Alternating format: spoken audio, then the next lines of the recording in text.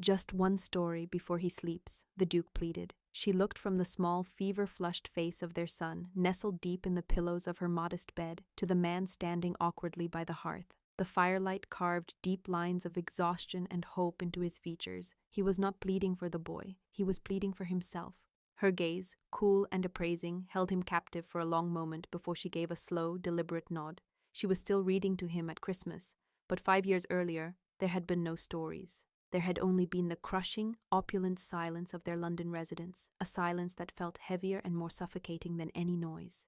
Genevieve, Duchess of Blackwood, felt it in her bones, a permanent chill that even the most roaring fires in the dozen cavernous hearths could not banish. The house smelled of beeswax, old paper, and the cloying lily of the valley perfume favored by her sister-in-law, Honoria. It was the scent of a beautiful, gilded tomb. Alistair, the Duke of Blackwood, was a man forged from granite and duty. He moved through the world with an unshakable certainty that came from a lineage stretching back centuries and a fortune that could rival the crown's. He was not a cruel man.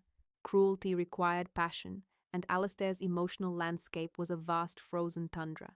He had married her, provided for her, installed her as the mistress of his estates, and then had promptly forgotten she was anything more than the most exquisite piece in his collection.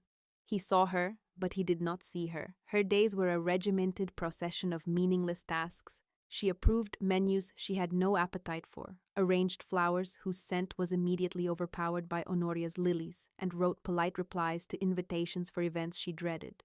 The true ruler of the house was Honoria Beaumont, Alistair's older, unmarried sister. A woman with a smile as thin as a garrote wire and eyes that missed nothing. Honoria's devotion to her brother was a possessive, strangling thing. She had managed his life and his homes with ruthless efficiency before Genevieve's arrival, and she had never relinquished the throne. She merely shrouded it, ruling from the shadows with poisoned whispers and perfectly timed sighs of concern. "The dear girl seems so melancholic, Alistair," Honoria would murmur over dinner, her gaze flicking to Genevieve, who was pushing a piece of poached salmon around her plate. "Perhaps the city does not agree with her constitution. She is so very delicate." Alistair would look up from his papers, his grey eyes, the colour of a winter storm, briefly assessing Genevieve as if she were a mare gone lame. "Are you unwell, my dear?" "I am perfectly well, your grace," Genevieve would reply, the formal title a shield. He would accept this, his duty as a husband performed with that single question, and return to his work. He never noticed the way Honoria's smile tightened with satisfaction. He never saw the slow, methodical campaign being waged against his wife.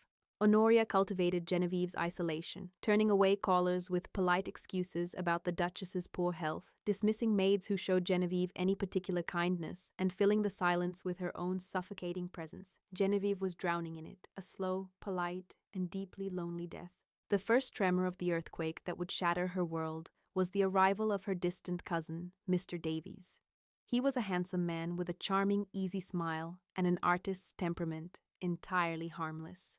Honoria, however, insisted on inviting him to a series of soirees, seating him next to Genevieve at every opportunity.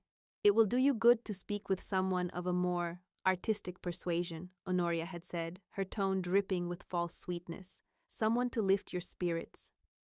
Genevieve, starved for any genuine conversation, had welcomed it. She and Mr. Davies spoke of poetry and paintings, of the Italian countryside he had just visited. It was innocent. It was a brief, sunlit moment in her grey existence, but she felt Honoria's eyes on them, cataloguing every smile, every shared laugh. She saw the way Honoria would later catch Alistair's eye, a flicker of manufactured worry crossing her features. Alistair noticed. He did not notice his wife's despair, but he noticed this. The seed of doubt, planted by Honoria's whispers about Genevieve's fragility and romantic notions, had found fertile ground in his emotionally barren mind. He began to watch her, his gaze no longer just vacant but tinged with a cold suspicion. The atmosphere in the house grew thick with it, a gathering storm. Genevieve felt a new kind of dread. It was a physical sensation, a knot in her stomach that tightened whenever Alistair entered a room. It was around this time she first suspected she was with child. There was no joy in it, only a fresh wave of terror. How could she bring a child into this cold, silent mausoleum? The thought was a spur, a desperate, nascent urge for escape that she did not yet know how to name. She had to be sure. She had to find a way out of the fog. The end came on a Tuesday. The air was heavy with the promise of rain, the sky over London a bruised purple. Honoria had insisted on a special blend of calming tea for Genevieve, bringing the cup to her sitting room herself. "To soothe your nerves, dear," she had said, her hand resting on Genevieve's shoulder for a moment too long. The touch was cold, like a snake's skin. Genevieve drank it. She was tired, so bone-weary that her defenses were gone. The tea tasted oddly bitter, but she finished it. A strange lethargy crept over her, blurring the edges of the room. The flames in the hearth seemed to swim and distort. She felt dizzy, her thoughts like sluggish fish in a muddy pond. She remembered rising, intending to go to her bedchamber, but her legs felt like lead. The world tilted, and she sank onto the chaise longue, the velvet cool against her cheek. The next thing she knew, there were voices, sharp, angry. Alistair's voice, a blade of ice. "What is the meaning of this?" Genevieve's eyes fluttered open. The room was hazy. Alistair stood by the door, his face a mask of thunderous fury. Honoria was behind him, her hand pressed to her mouth in a perfect pantomime of shock. And there, near the entrance to her bedroom, stood Mr. Davies, his face pale, his cravat askew. He looked utterly bewildered. "Your Grace, I was told the Duchess wished to see me," he stammered, looking from Alistair to Genevieve. "Lady Honoria's footman." "Be silent," Alistair snapped. His gaze fell upon Genevieve, and what she saw there broke something deep inside her. It was not just anger, it was disgust, a cold, clinical revulsion, as if he were looking at something unclean. "Get out of my house," Alistair said to Mr. Davies, his voice lethally quiet. "If you are ever seen in London again, I will personally see you ruined." Mr. Davies fled, stumbling in his haste. The door clicked shut. It was just the three of them. "Alistair," Genevieve whispered, her tongue thick and clumsy. The drug, whatever it was, still clouded her mind. "I do not understand." "Do you not?" His voice was devoid of all warmth. He walked towards her, each step an indictment. "Honoria found him coming from your bedchamber. You, in a state of undress." He gestured vaguely at her evening gown, which was no different from how it had been an hour before. "Do not insult my intelligence by feigning confusion." "No," she said, struggling to sit up. The room spun. "Honoria, the tea—" "Do not dare," he snarled, his control finally breaking. "Do not dare attempt to place blame on my sister, who has done nothing but show you kindness and concern for your delicate sensibilities." Honoria began to weep softly into a lace handkerchief. It was a masterful performance. Genevieve looked from Alistair's face, contorted with a righteous rage she had never seen, to Honoria's feigned tears, and in that moment the fog in her mind cleared into a single, horrifying point of clarity. It was a lie, all of it, a meticulously constructed lie, and he had walked into the trap as if it had been built for him. He believed it. He wanted to believe it. It was easier to believe she was a faithless whore than to believe he had failed her so completely. The nausea that rose in her throat was acidic. It was the taste of utter betrayal. Not the betrayal of a sister-in-law she had never trusted, but the betrayal of the man who had vowed to honor and protect her. He stood before her as judge, jury, and executioner, and he had already passed sentence. "I see," she said. Her voice was a ghost of itself, thin and brittle. There was no point in screaming, no point in pleading. He was deaf to her. "What will you do?" The question seemed to startle him. He looked at her, lying there on the chaise, and for a second, a flicker of something, uncertainty perhaps, crossed his face. But then he glanced at Honoria, who met his gaze with one of pure supportive sorrow, and his expression hardened again into a mask of judgment. "You will be confined to these rooms," he decreed, his voice regaining its ducal authority, "until I decide what is to be done with you." He turned without another word and walked out, closing the door with a final damning click. Honoria gave her one last look over her shoulder, a look of triumphant, venomous pity. Then she too was gone. The silence that descended was absolute. It was the silence of the end of the world. Genevieve lay there, the drug slowly ebbing from her system, leaving behind a cold, sharp-edged reality. Confined, a prisoner, her life, her future, was in his hands. The hands of a man who looked at her with contempt. And then, a fierce primal instinct rose up from the depths of her despair. A hand went to her still, flat stomach. The child. Her child. She could not, would not, bring a child into this prison to be raised by that man and his viper of a sister. The vague notion of escape, once a desperate fantasy, now became a concrete plan. It was no longer a choice, it was a necessity. Self-preservation had become preservation of the life within her. She did not weep. The time for tears was over. She rose from the chaise, her movements steady and deliberate. A cold fire burned in her veins. He had cast her out in his heart, she would make it a reality. She moved through the opulent suite of rooms that had been her cage, her mind ruthlessly practical. She went to her dressing table, a masterpiece of inlaid rosewood that she had always hated. Upon its polished surface, she placed the heavy diamond rings Alistair had given her. Beside them, she laid a pearl necklace. Finally, she twisted the wedding band from her finger. It was cold and heavy. The ducal crest was engraved on the inside. She set it down in the very center of the velvet-lined tray, an offering, a severance. From a small hidden drawer in her writing desk, she took a leather pouch. It contained the pin money she had saved over 2 years, a pitifully small sum for a duchess, but a fortune for a fugitive. She counted it. 40 pounds. It would have to be enough. She stripped off the silk evening gown, leaving it in a heap on the floor. From the back of her wardrobe, she pulled a simple, dark wool traveling dress, one she had worn on a brisk walk months ago. It was sturdy, practical, anonymous. She dressed quickly, her fingers fumbling slightly with the unfamiliar buttons. She braided her long hair and pinned it tightly against her head, then covered it with a plain bonnet. Looking in the mirror, she saw a stranger. The Duchess of Blackwood was gone. In her place was a pale, determined woman with haunted eyes, a survivor. The sky outside was beginning to lighten, the bruised purple fading to a soft, pearly gray. Dawn. She had to move now. She knew the servant's routine. The scullery maid would unbolt the east wing's garden door in a few minutes to fetch water from the pump. She slipped out of her rooms, a ghost in the sleeping house. The thick carpets muffled her footsteps. The air was stale with the ghosts of last night's dinners and perfumes. Every creak of the floorboards sent a jolt of terror through her, but she did not stop. She moved down the grand staircase, past the portraits of Alistair's ancestors who stared down at her with cold, painted eyes. They were his family, not hers.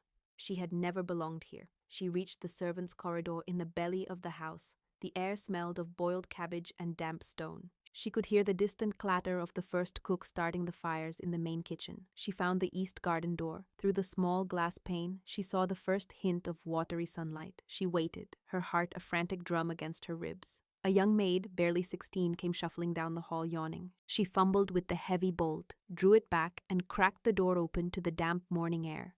She did not see Genevieve pressed into the shadows of the passage. The girl picked up 2 large buckets and disappeared into the misty garden. This was her chance. Genevieve slipped through the door, pulling it gently shut behind her. The air was cool and smelled of rain and wet earth. She was free. She walked, not ran, across the manicured lawn, her simple shoes sinking into the damp grass. She did not look back. To look back was to turn to salt.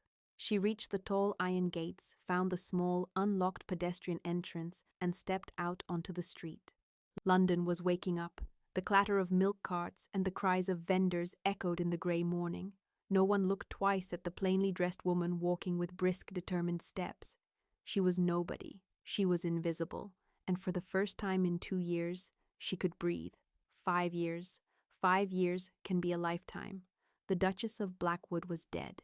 In her place lived a woman named Jenna Finch. She lived in a small, whitewashed cottage in the fishing village of Oakhaven, a remote collection of houses clinging to the rugged coastline, a place where the North Sea winds scoured the landscape clean. The scent of lily of the valley had been replaced by the sharp, honest smells of salt, tar, and wood smoke. Her hands, once soft and pale, were now chapped and calloused. She earned her living as a seamstress and a laundress, her fingers nimble with a needle, her arms strong from wringing out heavy linen sheets. The 40 pounds had lasted 6 months, just long enough for her to find this place, rent the tiny cottage, and establish a reputation for meticulous work. It was a hard life. Some days, exhaustion was a physical weight that settled deep in her bones. But it was her life, she owned it. Every stitch she sewed, every loaf of bread she bought was earned by her own labor. The sense of satisfaction was something she had never known in her gilded cage. And she was not alone. "Mama, look!" A small boy with a mop of unruly dark hair came racing into the cottage, his cheeks red from the wind. He held up a gull's feather, a treasure clutched in his grubby fist. He was 4 years old, a whirlwind of energy and questions. His name was Thomas, and he had his father's eyes, the same startling grey, the colour of a winter storm. Genevieve's heart clenched, a familiar mix of love and pain. She knelt and took the feather, examining it with appropriate solemnity. "It is a magnificent feather, my love, a true prize. From a sky pirate," he declared. She smiled, a genuine, unburdened smile. "Of course, we must put it in the treasure jar." Thomas was her world, her reason. The fierce, protective love she felt for him was the sun her life orbited. He was a happy, healthy boy, blissfully unaware of the dukedom that was his birthright, or the father who did not know he existed. To him, she was simply Mama, the center of his universe, a provider of stories and warm milk and kisses to scraped knees. She had found an unlikely friend in the village, Mrs. Gable, the retired midwife, a woman with a face as wrinkled as a dried apple and eyes that saw everything. She had helped Genevieve through the last terrifying weeks of her pregnancy and the difficult birth, asking no questions, offering only practical help and gruff kindness. She knew Jenna Finch was not who she said she was. A woman with hands that were once soft and a way of speaking that hinted at a different world did not just appear in Oakhaven. But Mrs. Gable respected the wall of privacy Genevieve had built around herself. Meanwhile, in a silent, echoing castle hundreds of miles away, Duke Alistair Beaumont was living in his own kind of hell. After Genevieve's disappearance, he had told the world she had retired to a private sanatorium in Switzerland for her health. It was a plausible lie, given Honoria's carefully laid groundwork about her delicate nerves. Honoria had flourished in the aftermath. She was the undisputed mistress of Blackwood, her power absolute. She redecorated, hosted somber, elegant dinners, and managed Alistair's life with an unnerving totality. But the victory was hollow. The prize she had won was a husk. Alistair was a ghost in his own home. He moved through the grand rooms, the silence pressing in on him. He had expected relief, a clean break, the excision of a sickness from his life. Instead, he found a profound and terrifying emptiness. The memory of Genevieve's face in that final moment, the shock, the dawning horror, the utter desolation in her eyes, haunted him. It was a ghost that sat with him at his dinner table, stood behind him in his study, and lay beside him in his vast empty bed. He had been so certain, so righteous in his fury, but as the months turned into years, the certainty began to fray. He remembered her quiet dignity, her gentle nature. It did not align with the brazen, sordid betrayal he had accused her of. The pieces did not fit. The first crack in his conviction came from a chance encounter in a London club. He overheard a man mentioning the artist, Davies. The man was living in poverty in Paris, his reputation in England destroyed. Alistair had assumed him a cad and a seducer, but the man telling the story spoke of him as a fool, a gentle soul who had been duped and ruined by some high society intrigue. It was a small thing, but it lodged in Alistair's mind like a shard of glass. A few months later, a former footman, now working on one of Alistair's country estates, got drunk on Harvest Ale and spoke to the estate manager. He spoke of the night the Duchess disappeared. He mentioned how odd it was that Lady Honoria had dismissed him from his post by the Duchess's suite just before she had discovered the scene. How she had sent him on a fool's errand to the other side of the house. The manager, a loyal man, reported the conversation to the Duke. Alistair felt a cold dread seep into his soul. It was the feeling of a man standing on solid ground who suddenly feels it crumble into dust beneath his feet. He had built his life, his actions, his very identity for the past 5 years on a single solid fact. And what if that fact was a lie? The next day, he hired a discreet but ruthless inquiry agent from London, a man named Fletcher, who had a reputation for unearthing secrets the devil himself would have trouble finding. Alistair gave him his instructions in the hushed quiet of his study. "I want you to find out everything that happened on the evening of May the 12th, 5 years ago," Alistair said, his voice strained. "Everything. I want to know where Mr. Davies is. I want you to find every servant who was in my house that night and was subsequently dismissed. I want the truth, Mr. Fletcher, no matter how unpleasant." Fletcher began his work. He was methodical, relentless. He found Mr. Davies in a Parisian garret, a broken man who was all too willing to tell his story in exchange for passage to America. He swore an affidavit. He had been summoned by a note he believed to be from the Duchess, delivered by a footman who confirmed it was on Lady Honoria's orders. He had been paid a substantial sum of money by Honoria's personal secretary the next day, with the explicit threat of utter ruin if he ever spoke of it. Fletcher tracked down the maid who had served the tea.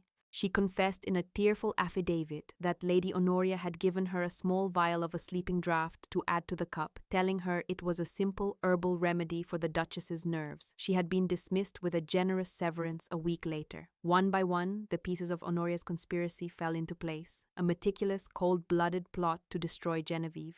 And he, Alistair, had been its most crucial, most willing instrument. The truth did not set him free, it crushed him. The weight of his own monstrous folly, his arrogance, his blind, unthinking cruelty descended on him. He had not just been wrong, he had been a fool, a weapon in his sister's hand.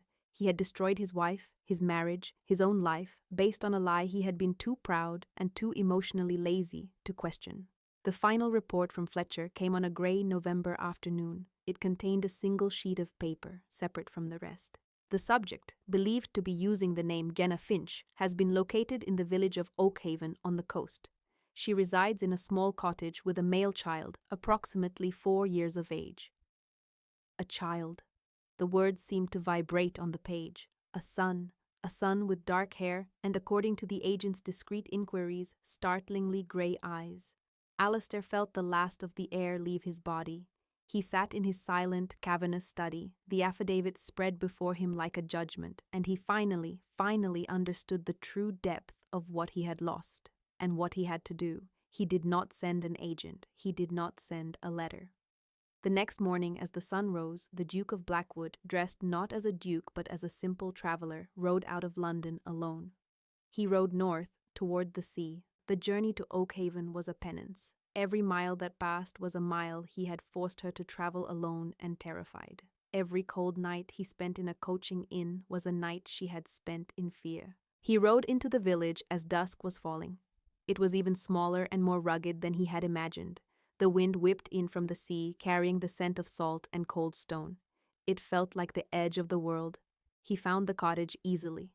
It was tiny, with a wisp of smoke curling from its chimney. A warm yellow light glowed in the single downstairs window. For a long time he just stood across the cobbled lane, hidden in the shadows of the boathouse, and watched. Then he saw her. She came out to fetch a bucket of water from the well in the small garden. This was not the Duchess he remembered, the ethereal creature in silk and pearls. This woman was grounded, solid. Her hair was braided simply, a few strands escaping in the wind. Her dress was plain wool, her hands bare. She moved with an economy and strength that was entirely new. She was more beautiful than he had ever remembered. The sight of her, so real and so alive after 5 years of being a ghost in his memory, was a physical blow. He felt it in his chest, a painful, expanding ache. He was about to step forward to call her name, when the cottage door burst open again. A little boy, a whirlwind of limbs, came tumbling out, laughing. He ran straight to Genevieve and wrapped his arms around her legs. "Mama, Mrs. Gable brought honey cakes." Genevieve laughed, a sound Alistair had not heard in years. She ruffled the boy's dark hair. "Did she now? And did you save one for me?" "2," the boy declared proudly. He turned then, and his face caught the last of the fading light. Alistair stopped breathing. It was his own face, staring back at him from across the years, the same jawline, the same dark hair, and the eyes. Dear God, the eyes, they were his, the color of a winter storm, his son. The world tilted on its axis. The sheer, overwhelming reality of it, a son, a life he had never known, a family he had thrown away, buckled his knees. He leaned against the rough wood of the boathouse, his mind reeling. He had come here seeking forgiveness for a crime he thought he understood. But he saw now that he had not even known the scale of his sin. He gathered himself, his heart hammering against his ribs. He could not retreat, not now. He crossed the lane, his boots loud on the cobblestones. Genevieve heard the footsteps. She looked up, her smile fading. Her body went rigid. The bucket slipped from her hand, splashing water across the stones. The boy, Thomas, looked from his mother's stricken face to the tall stranger approaching. "Genevieve," Alistair said. Her name was a raw sound in his throat. She stared at him, her face pale in the twilight. It was a face he had seen in his dreams for 5 years, but now it was closed, guarded, hostile. The soft, melancholic girl was gone. A warrior stood in her place. "What are you doing here?" Her voice was low, laced with fury and disbelief. Thomas clutched her dress, hiding behind her. "I know," Alistair said, his voice ragged. He took a step closer. "Genevieve, I know what Honoria did. I have proof, affidavits. I know it was all a lie." She gave a short, bitter laugh that was more painful than any scream. "You know, You know now? It has taken you 5 years and an inquiry agent to uncover a truth that was screaming in your face, a truth you refused to see because you had already condemned me. I was a fool, he said, the words tasting like ash. Arrogant, blind, there is no excuse for what I did. None. No, she agreed, her voice like ice. There is not. Her eyes flicked down to Thomas, who was peering out from behind her skirts, his own grey eyes wide with curiosity. Her hand rested protectively on her son's head. You should not be here. You have no right. He is my son, Alistair whispered, the words filled with a universe of awe and pain. Genevieve's expression hardened into granite. He is my son. I carried him. I bore him alone in this cottage. I have fed him and clothed him and kept him safe every day of his life. You have no claim on him. You forfeited that right 5 years ago when you threw his mother into the street. Every word was a perfectly aimed blow, and he deserved every one. He saw the fierce, unshakable wall of her anger, and he knew he could not breach it. Not with words, not tonight. I will not dispute that, he said, his voice quiet. He looked at the boy, his heart breaking. He is beautiful, Genevieve. A flicker of something, pain, memory crossed her face before it was gone. Leave, she said, her voice flat and final. Leave Oakhaven, go back to your world and leave us to ours. He looked at her, at the strength and fire in her, at the son he never knew, at the life she had built from the ashes of the one he had destroyed. Leaving was the last thing on earth he could do. I will leave your house, he said, his voice gaining a sliver of its old resolve, but tempered now with a deep humility. I will not leave this town. He turned before she could argue and walked away into the growing darkness. The image of his son's grey eyes burned into his soul. Alistair took a room at the Salty Dog, the only inn in Oakhaven. It was a dreary, draughty place that smelled of stale ale and damp wool. The innkeeper, a man with a suspicious squint, stared at Alistair's fine coat and leather boots as if he had landed from the moon. The Duke of Blackwood, sleeping in a lumpy bed under a threadbare blanket, with the sound of drunken fishermen singing below his window. It was a fitting penance. He did not approach Genevieve again. He respected the boundary she had drawn. Instead, he began a silent, one-man siege. The next morning, he sent a message by courier to his solicitor in London. The instructions were blunt and absolute. Lady Honoria Beaumont was to be removed from all his properties immediately. Her allowance was to be cut off. The affidavits from Fletcher's investigation were to be presented to her. She would be given a choice, a quiet, permanent exile to a remote, failing estate the family owned in the bleakest corner of Scotland, or public exposure and total ruin. There would be no negotiation. Then, he began his campaign in Oakhaven. It was not a campaign of grand ducal gestures. It was a campaign of quiet service. He had seen that the woodpile beside her cottage was low. The next morning, before the sun was fully up, he bought an axe from the blacksmith and spent 3 hours chopping wood from a fallen tree at the edge of the village. He stacked the logs neatly on her porch, then disappeared before the village began to stir. He saw her mending Thomas's worn coat. He went to the next town and purchased the finest, warmest wool cloth he could find, along with threads and sturdy buttons. He left the parcel with a bewildered Mrs. Gable, with strict instructions to say it was a gift from her, an unexpected inheritance from a distant relative. He learned her routine from a distance. He watched as she took Thomas down to the beach to search for shells. He saw the pure, unadulterated joy on her face as she chased her son along the water's edge. The pain in his chest was a constant physical presence. It was the pain of a phantom limb, the feeling of a life he should have had. Genevieve was aware of his presence. The entire village was. A lord, living at the Salty Dog, chopping his own firewood, keeping to himself. It was a source of endless gossip. She saw the neatly stacked logs on her porch and knew instantly who had put them there. When Mrs. Gable arrived with the bolt of fine wool, her story of a surprise inheritance clumsy and transparent, Genevieve looked at her old friend and saw the truth in her eyes. He asked you to do this, Genevieve said quietly. Mrs. Gable sighed, sinking into a chair. The man is miserable, Jenna. He looks like a ghost. He paid me a small fortune for this cloth and begged me to give it to you. Said the boy needed a warm coat for the winter. Genevieve ran her hand over the soft wool. It was a luxury she had not touched in 5 years. It felt like another life. He cannot buy his way back, Martha. He cannot fix this with money or logs of wood. I do not think he is trying to, Mrs. Gable said gently. I think he is simply here, waiting. A few days later, Alistair approached her on the path from the village. He did not try to corner her. He stood at a respectable distance, his hat in his hands. He held out a thick leather folio. "I will not ask you to listen to me," he said, his voice low and steady, "but I ask you to read these. This is the truth of what happened, not my version of it. The sworn testimony of the people who were there." She looked at the folio, then at his face. He looked older. The arrogance was gone, replaced by a deep, weary sorrow. She did not take it. "Leave it on the bench," she said coolly. "I will decide if I wish to read it." She walked away without another word. But that evening, after Thomas was asleep, she retrieved the folio. She sat by her small fire, the sea wind rattling her window, and she read. She read the confession of the maid who had drugged her tea. She read the bitter, detailed account from Mr. Davies of how Honoria had manipulated and ruined him. She read the testimony of the footman.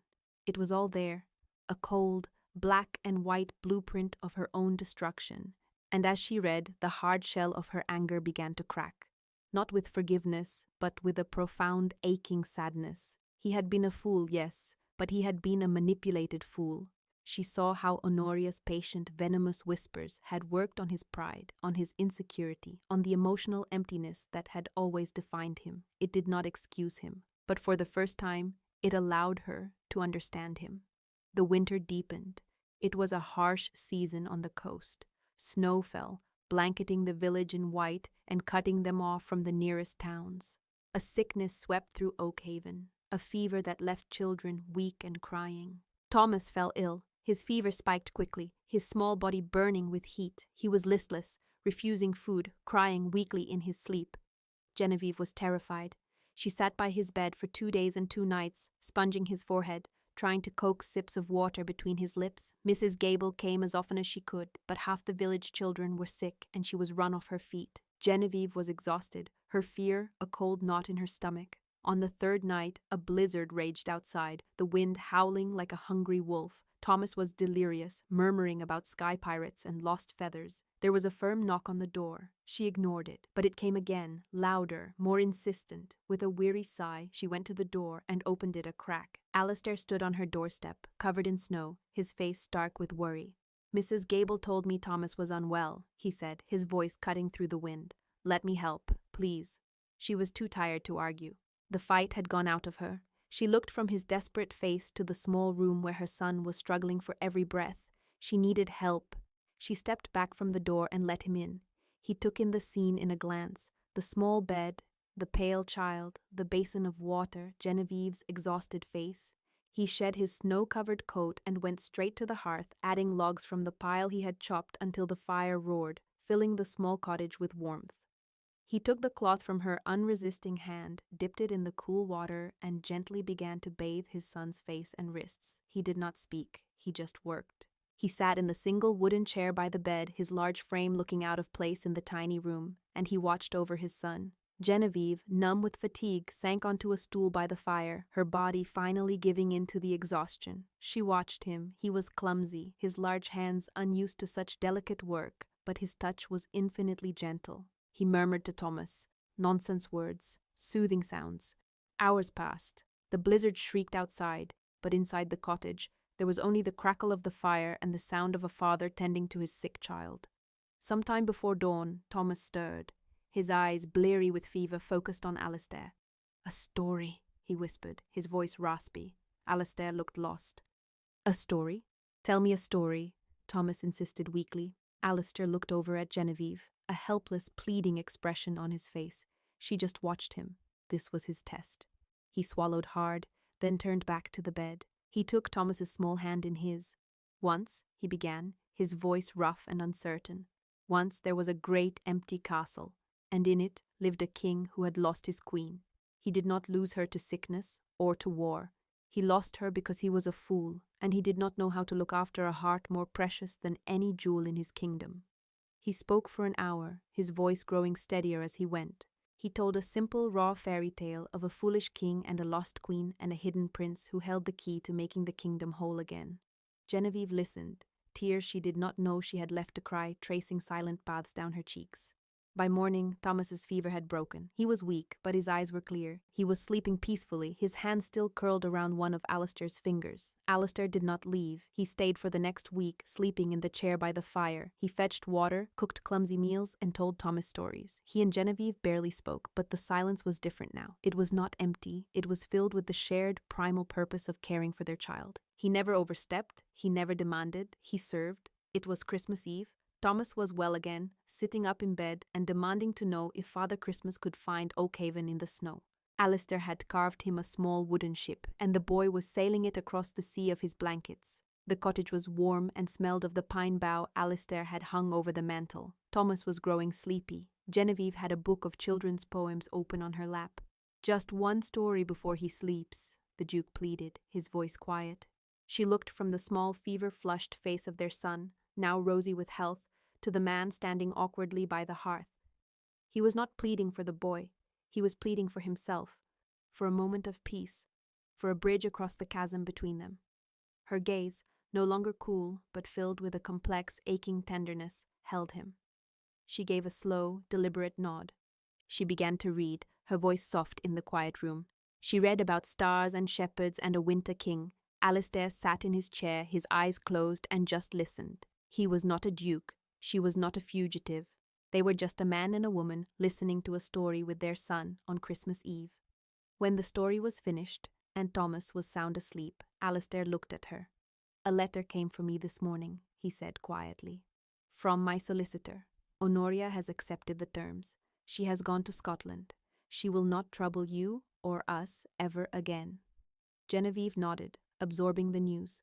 The final ghost had been exorcised. "I retrieved this from London," he said. He reached into his coat pocket and pulled out a small familiar object. Her wedding band. He did not offer it to her. He simply placed it on the small table beside her. A question, not a demand. "Alistair," she said, her voice finally losing its protective edge. "That foolish king in your story, does he know that a kingdom cannot be repaired in a week?" "He knows," Alistair said, his voice thick with emotion. "He knows it will take a lifetime. He is not asking for his kingdom back. He is asking for permission to help lay the first new stone, and the second, for as long as it takes, for as long as you will let him." She looked at the ring gleaming in the firelight. She looked at his face, stripped bare of all pride, leaving only a raw and desperate hope. She thought of the cold, silent rooms at Blackwood. Then she looked at her small, warm cottage, at her sleeping son, at the man who had chopped her wood and told her child stories.